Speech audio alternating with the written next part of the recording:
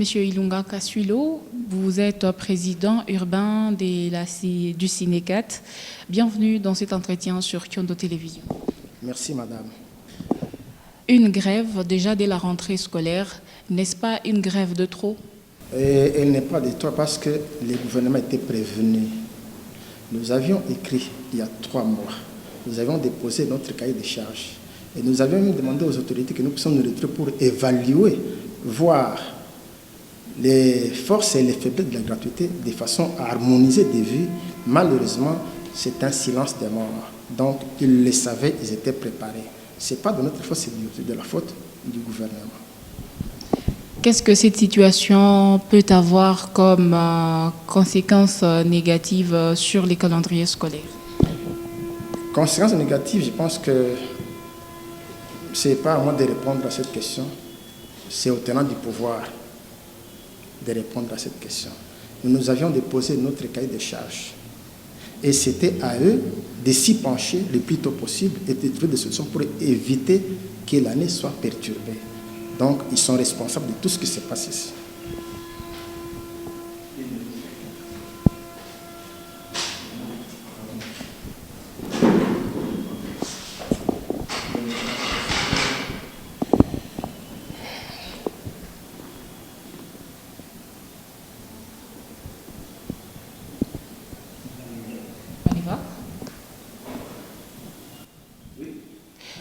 Voilà, Président, cette attitude des enseignants est considérée par certaines personnes comme une façon de boycotter un tout petit peu la gratuité de l'enseignement mise en place par les gouvernements. Que pensez-vous de cette opinion? Moi, je pense que c'est vraiment irresponsable de croire que nous sabotons la gratuité de l'enseignement. Ça fait 2 ans que nous travaillons dans cette gratuité. C'est de la mauvaise foi parce qu'ils savent les problèmes qui se posent sur le terrain. Nous n'avons jamais refusé la gratuité de l'enseignement. Nous avons toujours, c'est l'Église catholique qui soutenait que nous, tous nos enfants, étudient gratuitement. Je me pose la question de savoir comment un enseignant peut travailler sans être payé 2 ans durant. Pour quelle qualité de l'enseignement? Ça, c'est la méchanceté. Ils sont au courant. Vous savez, le problème, c'est quoi? Ils cherchent à prendre la gratuité comme étant un instrument de propagande politique. Ça, c'est un fait social. Ils doivent réunir toutes les conditions pour mettre l'enseignant qui doit former les enfants dans des conditions acceptables afin que nous puissions nous attendre au résultat, au bon résultat. Nous ne voulons pas que l'enseignant soit sur place, mais sans enseigner à la fin de l'année. Vous savez ce qui est regrettable? Ils ont dit gratuité de l'enseignement. Nous n'avons pas refusé, nous avions applaudi. On doit épargner aux parents, nous sommes aussi des parents. Problème des bulletins. Vous savez que cette année, les enfants n'ont pas eu de bulletins. Et il y a une semaine que les bulletins sont arrivés. Et quels bulletins? De photocopie, s'il vous plaît. Dans des écoles privées, les privés paient chaque année le frais, les parents paient chaque année le frais des bulletins, mais les bulletins n'arrivent jamais. C'est un détournement, c'est de l'escroquerie. Au lieu de résoudre les problèmes qui se posent sur le terrain, ils cherchent à politiser. Oh, les enseignants sont manipulés. L'enseignant, c'est un intellectuel. C'est un intellectuel. Il réclame ses droits. On dit, nous sommes dans un état de droit, que l'État puisse nous mettre dans nos droits. C'est tout ce que nous cherchons. Si on me remettait, moi, aujourd'hui, un salaire d'1,5 million, je vais refuser pour quelle raison? Je vais dire aux parents qui sont pauvres. Combien de parents ont des difficultés pour payer? Même quand les parents payaient, nous avions des tas et des tas de bulletins qui restaient dans des parce que les parents n'avaient pas de moyens. Quand le chef de l'État est arrivé, il a programmé la gratuité. Nous avions applaudi. On s'était dit, au moins nos enfants pourront accéder facilement à l'école.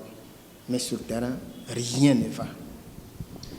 Il n'y a pas très longtemps, le gouvernement a annoncé que l'on a ajouté 40 000 francs, donc $20 sur les salaires de chaque enseignant. Et hier déjà, le président national des écoles conventionnées, après sa rencontre avec les ministres de l'Éducation, les ministres de l'EPST, bien évidemment, il a demandé à ce que les enseignants puissent reprendre les activités scolaires, mais cela n'est toujours pas fait sur les terrains. Il est du côté de l'employeur. Il peut que demander à l'enseignant de reprendre les activités scolaires. Mais l'enseignant a un cahier de charges, a des préoccupations qui ne sont pas résolues par le gouvernement. Nous sommes des partenaires quand même. On ne doit pas nous traiter comme des esclaves. Nous sommes des agents de l'État. Nous devons nous mettre autour d'une même table, voir qu'est-ce que nous avons demandé. L'État nous dit qu'est-ce qui ne va pas. il est capable de résoudre tel problème, l'autre, non pas rester dans son bureau, on dit qu'il rentre à l'école. Celui qui ne rentre pas, nous allons les désactiver. Nous ne sommes pas les agents d'un ministre, s'il vous plaît. Nous sommes des agents de l'État.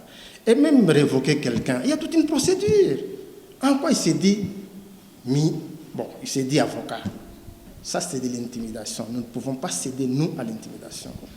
Voilà, une dernière question avant de finir notre entretien. Vous, en tant que représentant des enseignants, qu'est-ce que vous suggérez au gouvernement pour mettre fin à cette situation? Parce que les enfants sont en train de traîner encore à la maison, pourtant les cours ont déjà démarré. L'État de ce que nous lui avons demandé, nous lui avons déposé un document. Il n'a qu'à nous appeler pour dire dans ce que vous avez demandé, compte tenu de ça, je peux faire ceci. D'ailleurs, vous parlez de 40 000, c'est un mensonge. Les gens doivent apprendre à dire la vérité. 20 000 pour les enseignants des villes et 20 000, d'abord 20 000 pour tous les enseignants qui sont payés et 20 000 pour les enseignants des villages comme Prime de Brousse. Quand il dit 40, parce que je l'ai suivi, il dit 40 000 fois autant. Non, ce n'est pas les 40 000, ce n'est pas tous les enseignants. Tous les enseignants ont bénéficié de 20 000 francs. Maintenant, les enseignants de l'intérieur vont recevoir, en plus de ces 20 000, 20 000 comme prime de brousse. Mais quand ils commencent à généraliser pour faire voir qu'il a ajouté 20 000, non, c'est faux. Ça, c'est un mensonge. Ce que je demande au gouvernement, c'est de respecter ses promesses. C'est lui-même qui avait promis de payer les NU. Ce sont des parents, ils ont des familles. Qu'il accepte de donner, qu'il nous donne le deuxième tour. Ça fait 2 ans qu'ils ont promis ça, mais c'est salé. Mais quand on dit non, nous avons la bonne foi. Est-ce que nous allons manger la bonne foi? Merci beaucoup, Président Ilunga Kasuilo, d'avoir répondu à toutes nos questions. C'est à moi de vous remercier.